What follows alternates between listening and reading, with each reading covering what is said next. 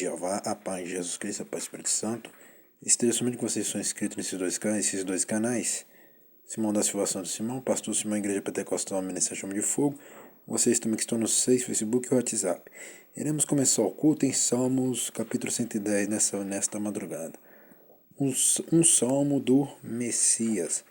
Madrugada 14/5/2025, quarta-feira. Um salmo do Messias. O Messias é exaltado. Prestou atenção na introdução do tema aqui? Um salmo do Messias. O Messias é exaltado como Senhor pelo Senhor. Prestou atenção? O Messias é exaltado como Senhor pelo Senhor. Por isso que aqui crê na Trindade. Aqui é o Messias, aqui é Jeová, o Pai dele. Como Senhor, pelo Senhor. Vendo o Pai dele e o Messias. 110:1. E prediz sua vitória real.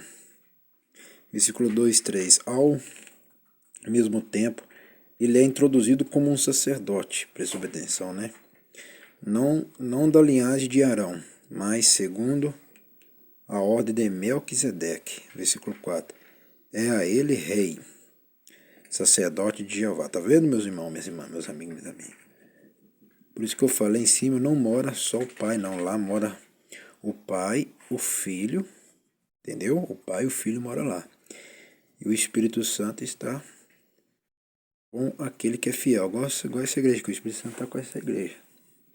Então por isso que aqui crê no Pai, no Filho e no Espírito Santo, na Trindade. Olha lá, Senhor, olha lá, ó, presta bem atenção aqui no começo. O Messias é exaltado como o Senhor pelo Senhor. Continuando. É a ele, rei, sacerdote de Jeová, que o Senhor dará vitória. Versículo 5, 7. Presta bem atenção. Ó. É a ele, rei, sacerdote de Jeová. Presta bem atenção. Ó. Sacerdote de Jeová, que o Senhor dará a vitória. Versículo 5, 7. Quem é esse Senhor que dará a vitória? Jeová, ó. Sacerdote de Jeová, que o Senhor dará a vitória. Tá vendo? Pai dele e o Messias. Tá vendo? A palavra sacerdote que eu estou falando, que está falando do Messias. Presta bem atenção. Meus irmãos, minhas irmãs, meus amigos, minhas amigas, não seja homem burro e mulher burra. Estou falando a palavra sacerdote só. E o Senhor que é o Pai. O sacerdote é o Messias. E aqui é o Pai, Criador, que é Jeová. Messias, Jeová. Porque ele é sacerdote de Jeová, ou seja, ele é filho de Jeová. Tá vendo?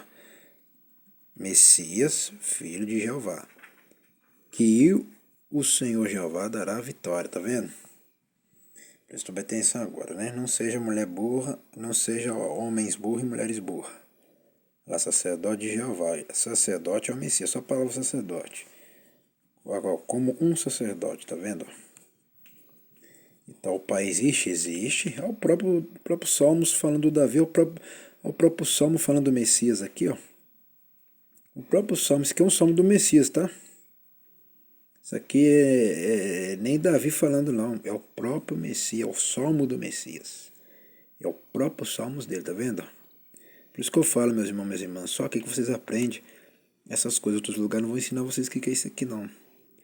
Tem gente que fica lendo os Salmos de qualquer maneira e não sabe o significado dos Salmos.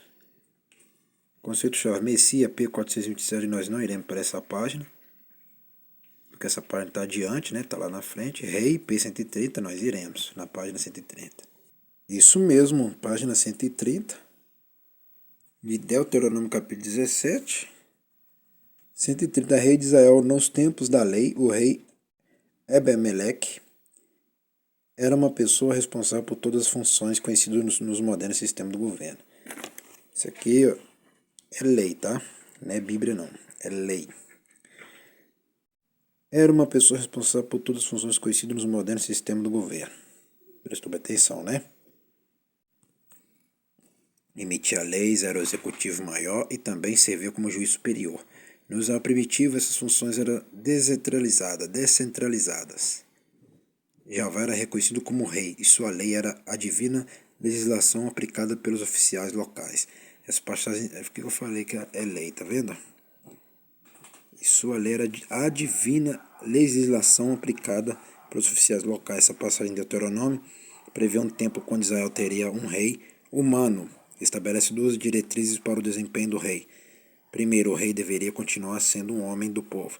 Isto para demonstrar repúdio aos símbolos do poder adotados pelos potentados orientais. Um grande sistema militar, 17:16, um harém, versículo 17a, e acúmulo de grande riqueza pessoal, versículo 17b. Somente um rei que fosse humilde e permanecesse humilde poderia servir tanto ao povo como a Jeová. Segundo, o rei deveria ter uma cópia pessoal da lei de Jeová. Viu o que eu falei que é lei? Está assistindo aí, ouvindo e prestando atenção, meus irmãos?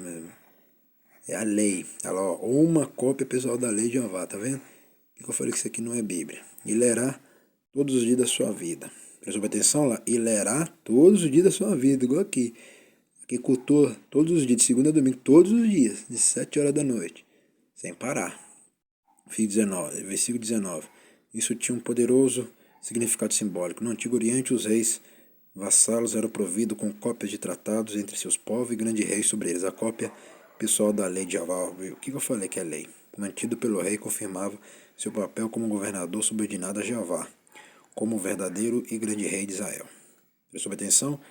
A Jeová como verdadeiro e grande rei de Israel. Novamente, há um paralelo com a moderna liderança espiritual. Líderes cristãos devem também ser homens do povo, que rejeitam símbolos que podem exaltá-los sobre aqueles que a quem serve. Nós também lideramos outros sobre Jeová e não temos nenhuma autoridade, exceto aquela que vem do entendimento da sua palavra. Prestou atenção? E não temos nenhuma autoridade, exceto aquela que vem do entendimento da sua palavra. Tá vendo, meu irmão? Quem tem entendimento da palavra sempre vence. Igual aqui, por que aqui vence todos os dias? Porque tem entendimento e sabedoria da palavra, que vive na palavra, que ama a palavra. Viu, pastor Simão Santo? Ama a palavra. Vamos voltar para os Salmos. É isso aí mesmo, né? Sacerdote PP 81, 858. Nós não iremos nessas páginas 858, porque está adiante, né? E é isso aí, vamos agradecer. Soberano Jeová, Jesus Cristo, Espírito Santo, agradecer por este culto nessa madrugada 14 de 5 de 2025. Abençoe somente meus inscritos. Amém e amém. Entendeu aí, minha irmã, meu irmão, meu amigo, minha amiga?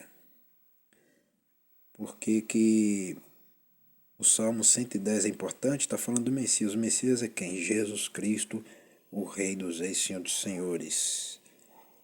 Até o próximo culto da manhã. Mas é o Jesus Cristo verdadeiro que essa igreja conhece.